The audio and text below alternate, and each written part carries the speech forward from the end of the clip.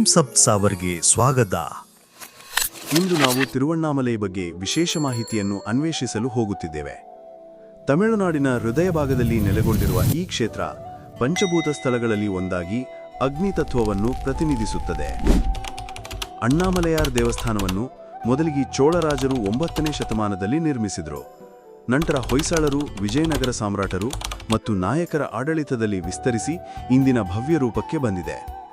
ದೇವಾಲಯದ ಪೂರ್ವಗೋಪುರವನ್ನು ವಿಜಯನಗರ ಸಾಮ್ರಾಟ ಕೃಷ್ಣದೇವರಾಯ 16ನೇ ಶತಮಾನದಲ್ಲಿ ನಿರ್ಮಿಸಿದರು.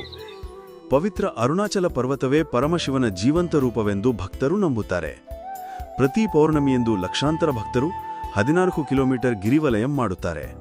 ಶಾಸ್ತ್ರಗಳ ಪ್ರಕಾರ ಗಿರಿವಲಯಂ ಮಾಡಿದರೆ ಪಾಪಕ್ಷಯ, ಆರೋಗ್ಯ ಸುಧಾರಣೆ, ಮನೋಶಾಂತಿ ಹಾಗೂ ಜೀವನದಲ್ಲಿ ಶುಭ ಫಲ ದೊರೆಯುತ್ತದೆ.